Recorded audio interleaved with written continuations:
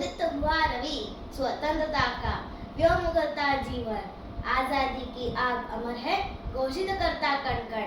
आदरणीय प्रधानाचार्य महोदय, सम्मानीय शिक्षकगण, अतिथिगण तथा मेरे प्यारे सहपाठियों, आप सभी को स्वतंत्रता दिवस की हार्दिक शुभकामनाएं। जैसा कि हम सभी जानते हैं कि आज स्वतंत्रता दिवस की इस शुभ और पावन अवसर पर आज हम यहाँ अपने सौभाग्य को सराहने और हमारे वीरों के निस्वार्थ बलिदान की स्मृतियों पर अपने श्रद्धा सुमन अर्पित करने हेतु एकत्रित हुए हैं।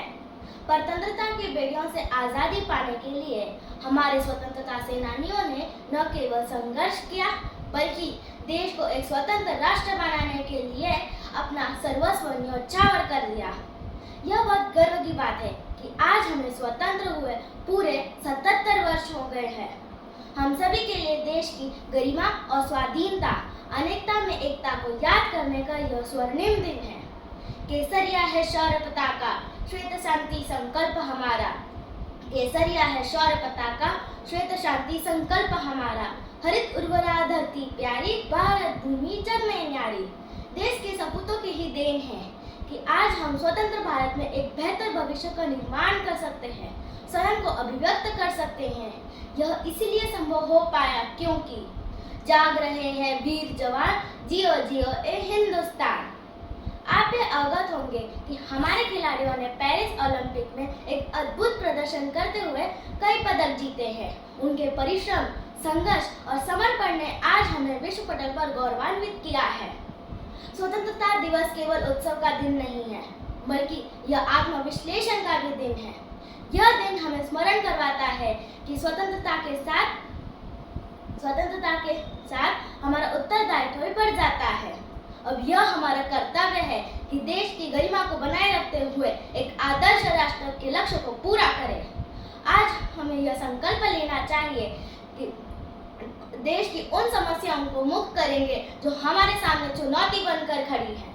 यह तभी संभव है जब हम सभी अपने अपने क्षेत्र में सर्वोत्तम योगदान देंगे ताकि हमारे देश की उन्नति और प्रगति रूपी अश्व अबार गति से प्रगति पथ पर सरपट दौड़ते रहें। जब तक रहे फड़कती नस एक भी बदन में, जब तक रहे फड़कती नस एक भी बदन में, हो रक्त बूंद भर भी जब तक हमारे तन में, छीने न कोई हमसे प्यारा वतन हमारा। छूटे स्वदेश ही की सेवा में तन हमारा, छूटे स्वदेश ही की सेवा में तन हमारा। किंतु क्या आप जानते हैं कि हमारी सबसे बड़ी विडंबना क्या है? यही है कि जहां एक और हम सकारात्मक सोच के साथ राष्ट्र शक्ति बनने की ओर अग्रसर है, जगत गुरु कहलाए जाते हैं, विश्व शांति, वासुदेव कुटुंबकम, अतिथि देवो भवः की संकल्पना के परिचायक हैं, वहीं दूसरी ओर आए दिन ऐसी घटना घटती दिखाई देती है कि हमारा प्रयास विफल सा प्रतीत होने लगता है, जिसके प्रति हम केवल सामाजिक माध्यमों पर अपने प्रतिक्रिया देकर मान लेते हैं कि हमने अपना कर्तव्य निभा दिया।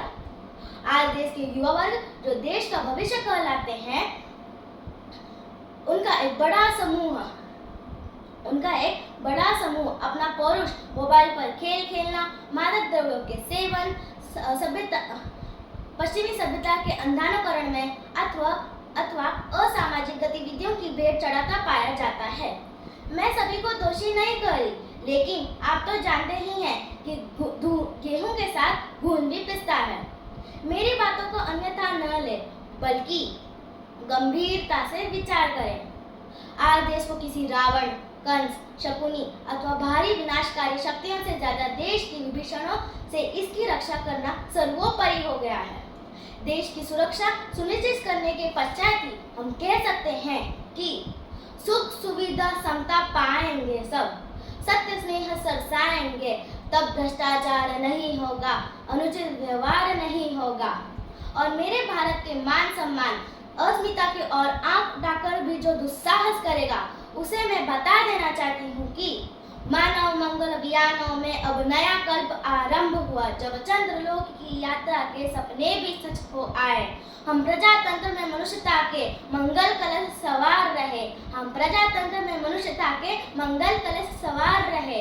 हर जाति धर्म के लिए खुला आकाश प्रकाश हिमालय की चोटी छू आया है। उत्सर्ग हमारा आज हिमालय की चोटी छू आया है। सदियों की दास्ते के दाग को हमने बलिदानों से धोया है।